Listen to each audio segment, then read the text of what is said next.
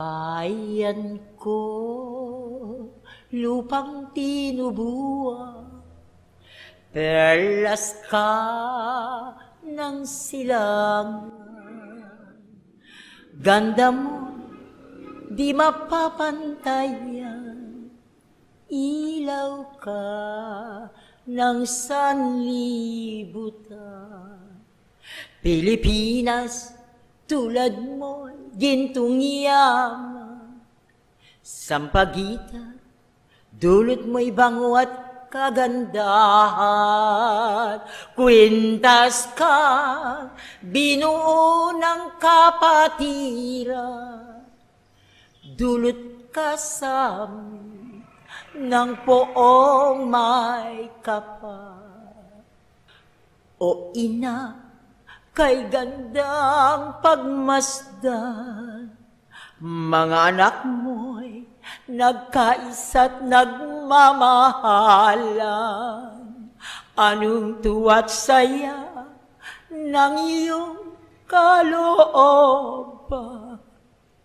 sapagkat narito na ang dambana ng bayan. God's merciful love. Today, August 30, 2021, as we celebrate the Philippine heroes in this life and beyond, grant us the grace to understand and realize your sacred prophetic call for every Filipino. This sacred prophetic call is for the Filipino people to provide the transfiguration model for the world. May each moment in our online event today be a transfiguring moment. Above all, may each transfiguring moment realize Pilipinas, dambana ng bayan, or the Philippines as the pilgrimage covenant country of saints and heroes.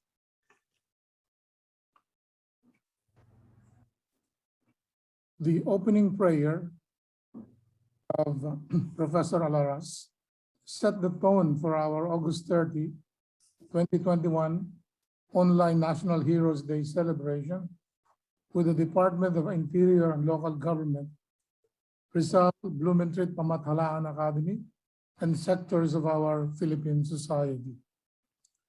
Today marks a turning point in our Philippine history. Today, the online presentation on barangay education for Filipino civilization is the culmination of previous events done by our academy with the National Barangay Operations Office, then headed by Director Leocadio Trovella. As a matter of fact, the Rizal Blumentritt Pamathalaan Academy sponsored the March to April 2016 pilgrimage of Professor Alaras and Director Trovella to the Rizal and Katipunan sacred prophetic sites in the United States of America, associated with the Philippine-USA Faculty Development Grant of Professor Alaras regarding writing for schools and communities. This 2016 USA experience contributed to the concept and implementation of barangay education for Filipino civilization as the focus of our online National Heroes Day. Of course, the development of barangay education for Filipino civilization is not limited to the USA grant. There are other researches, travel and special events grants that enhance the concept and implementation for your consideration.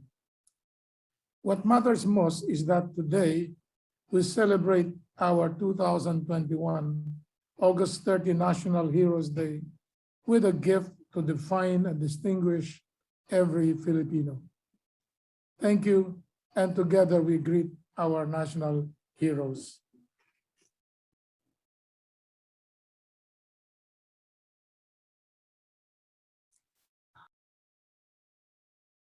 Sa ganap na 2 a.m., August 29, 2021, ginising ako ni Santa Teresa de Avila upang ipasabi kay Helena Sanchez Maglangbayan na ang buong pangalan niya ni Santa Teresa de Avila ay Teresa Sanchez de Cepeda y Ahumada. Natanggap ni Helena Sanchez Maglangbayan ang mensahe ko habang siya at ang dalawang kapatid niya, Maria Teresa at Maria Rowena, ay nasa Rizal Park ng Toronto, Canada. Banal na patotoo ito ni Santa Teresa at Dr. Jose Rizal sa kaganapan ng aking pagtatanghal bukas August 30 at 3 p.m. sa Pilipinas, dambana ng bayan, kapiling ang mga banal na ninuno at bayani. Purihin ang Diyos.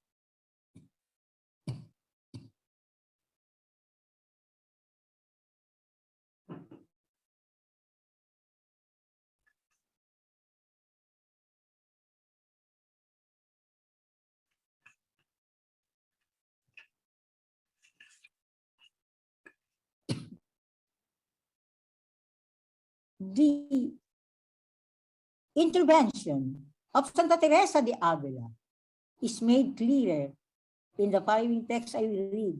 I wrote about this communication of Santa Teresa de Avila to the UP system, the University of the Philippines system, Danilo Ladisabal Concepcion, and UP Diliman Chancellor Fidel Arnimenso. I wrote about this since this is the sacred prophetic call in relation to the spiritual structure, the prophesied Philippine spiritual structure in the University of the Philippines in Diliman, Quezon City called UP Diliman Covenant Monument or Dambana ng Bayan. So the intervention of Santa Teresa de Avila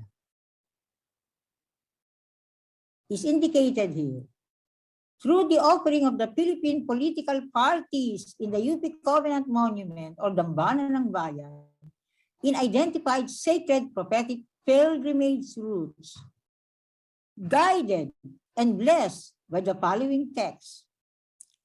The August 26, 2021 sacred prophetic anniversary call of Santa Teresa de Avila in corrupt heart through the mystical grace called the transverbation, as Saint Teresa describes this grace.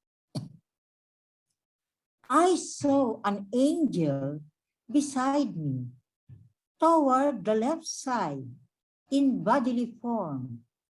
He was not very large, but small, very beautiful. His face so blazing with light that he seemed to be one of the very highest angels who appear all on fire. They must be those they call cherubim. I saw in his hands a long dart of gold, and at the end of the iron, there seemed to me to be a little fire. This, I thought, he thrust through my heart several times, and that it reached my very entrails. As he withdrew it, I thought it brought them with it and let me all burn with the great love of God.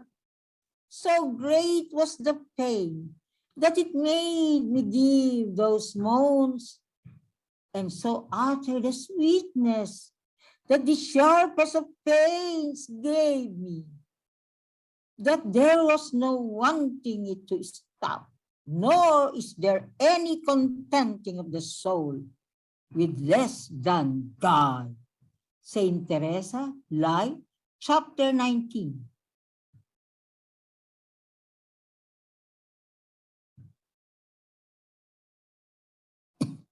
This miracle of God's merciful love to Santa Teresa de Avila, dramatizing the beauty of her incorrupt heart, wounded by divine love, assures me that this 2021, the Filipino people will begin to experience barangay education for Filipino civilization. The mystical grace of transverbation is accompanied by Saint Teresa's glimpse of hell. One day, while I was in prayer, I suddenly found myself plunged into hell. The Lord had long ago begun to grant the Lord had long ago began to grant me extraordinary states of prayer. I didn't know how I had ended up here.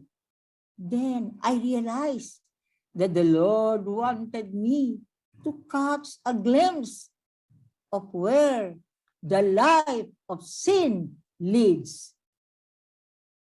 The entrance to hell looked like a long, narrow alley or a low, dark furnace. The floor was covered with filthy mud that emitted a noxious stench. It was swarming with disgusting vermin. There was a small hole, like a cupboard, scooped out of the wall at the end of the alley. I found myself stuck into it. I experienced a fire in my soul that I could ever begin to describe. I have suffered grave physical ailments in this lifetime. Doctors have told me that the excruciating pain I have endured is the worst a human being can bear here on earth. And the devil has also caused me terrible suffering. But nothing compared to what I experienced in hell. Yet even this paled compared to the anguish of my soul. I was strangled and suffocating. The agonizing despair was so intense that it is impossible to find words strong enough to describe it. It would be inadequate to say that it is as if the soul were being unrelentingly torn from the body. The truth is, the soul herself is tearing herself into pieces. I simply don't know how to convey the fury of that inward fire and hopeless misery. Teresa de Avila, The Book of My Life, Chapter 32.